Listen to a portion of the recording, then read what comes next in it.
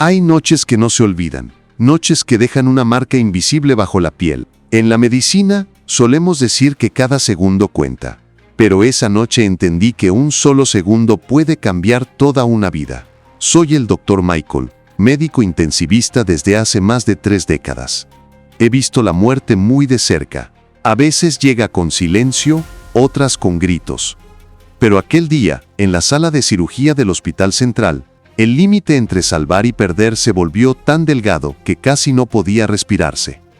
El paciente se llamaba Luis Ramírez, 33 años, ingeniero civil, recién casado, con un futuro que apenas comenzaba a tomar forma. Venía de un accidente brutal en la carretera.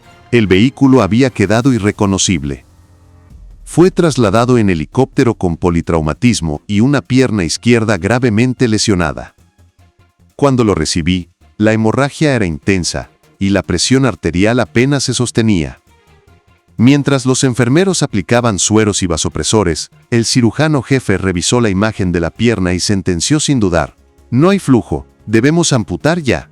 Esa palabra, amputar, cortó el aire como un bisturí invisible. Yo sabía lo que significaba. Amputar no era solo perder una extremidad, era también robarle a un hombre el futuro que había imaginado. Mientras preparábamos el campo quirúrgico, mis ojos se detuvieron en los monitores. El flujo sanguíneo en el Doppler era casi plano. Y sin embargo, algo dentro de mí, ese instinto que se forma tras años de ver milagros disfrazados de casualidades, me hizo mirar de nuevo. Me acerqué. Tomé su pie con cuidado. Fue entonces cuando lo vi. Un leve espasmo en los dedos, tan débil que cualquiera habría pensado que era un reflejo nervioso. Pero había algo diferente. Era ritmo, era pulso, era vida. Detengan todo, ordené con voz firme. El silencio cayó sobre la sala. Las miradas se cruzaron. El cirujano me observó, incrédulo. Doctor, perderemos tiempo. Si no amputamos ahora, la infección avanzará. Lo sabía. Pero también sabía que ese temblor era una señal. Decidí retrasar la cirugía 30 minutos. 30 minutos que podían costarle la vida, o devolvérsela. Pedí iniciar una perfusión con vasodilatadores y calor local, una técnica que casi nunca da resultados en casos así, pero que, a veces, abre una última puerta. Los minutos pasaban lentos, pesados, y el sonido del monitor marcaba un pulso irregular que parecía imitar los latidos de mi propia ansiedad. Afuera, en la sala de espera, Mariana, su esposa, esperaba noticias. Tenía 28 años, el rostro pálido, las manos aferradas a una pequeña ecografía. Estaba embarazada de 3 meses. Doctor, ¿va a sobrevivir?, me había preguntado minutos antes, con los ojos enrojecidos.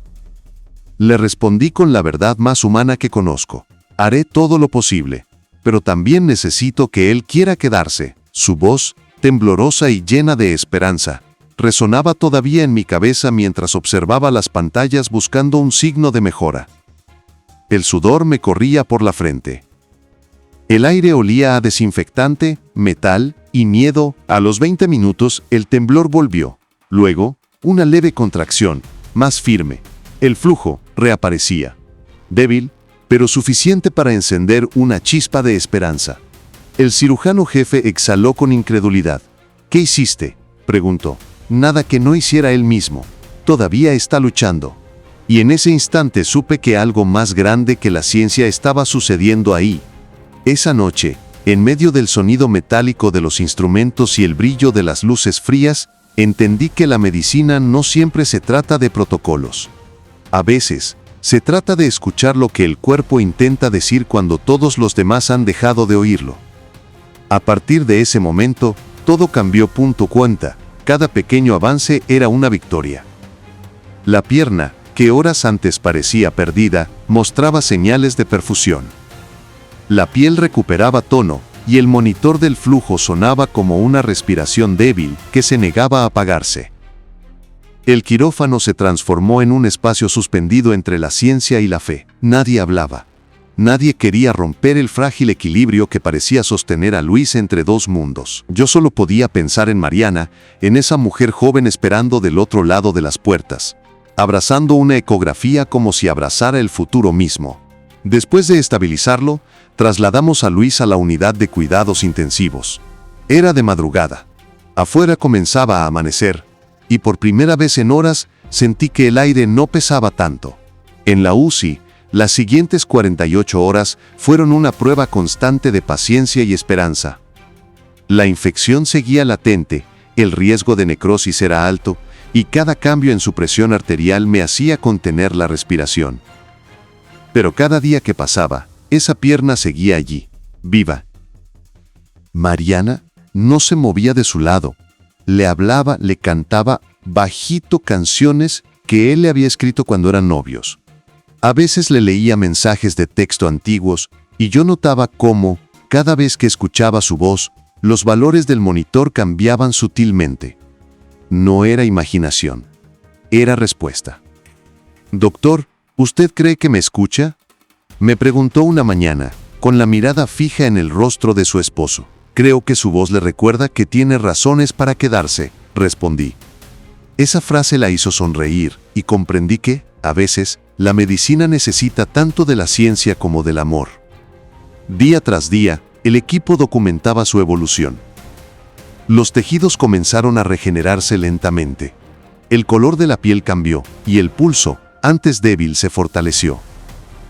No era un milagro, pero tampoco era algo que la ciencia pudiera explicar del todo. Una semana después, cuando finalmente abrí los ojos, Luis balbuceó algo que todavía hoy me acompaña. «¿Mi pierna está ahí?», sonreí. «Sí, Luis, está contigo. Y también Mariana». Él giró la cabeza con dificultad, buscándola. Ella lloraba en silencio, con las manos sobre su vientre, como si ambos hubieran vuelto a nacer al mismo tiempo. En las semanas siguientes, la recuperación fue lenta, pero constante. Cada sesión de fisioterapia era una batalla, y cada pequeño movimiento, una victoria compartida. Los enfermeros lo apodaron «el hombre que no se rindió». En una de sus revisiones, ya fuera de peligro, Luis me miró con una mezcla de gratitud y asombro. ¿Por qué no me amputó cuando todos decían que no había nada que hacer? Pensé unos segundos antes de responder.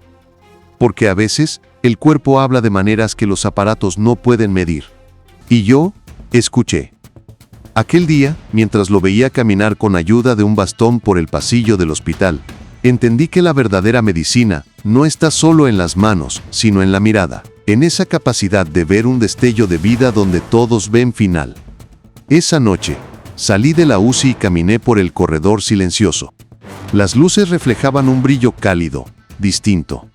Pensé en cuántas veces la palabra error había salvado más vidas de las que había perdido. Porque lo que parecía un error, no amputar a tiempo, terminó siendo la decisión que lo mantuvo entero, humano, completo. Y mientras cerraba el expediente de Luis, entendí algo que la ciencia pocas veces enseña: los errores no siempre son fallas. A veces, son la manera en que la vida nos recuerda que el instinto también cura. Si esta historia te conmovió, si sentiste lo que yo sentí aquella noche, suscríbete al canal y acompáñanos. Aquí, cada historia nos enseña a mirar la medicina con el corazón. Y quizá tú también has vivido algo que desafía la lógica, algo que merece ser contado. Compártelo en los comentarios. Quizás sea tu historia la próxima que narremos. Hasta entonces, mantén los oídos atentos y el corazón abierto.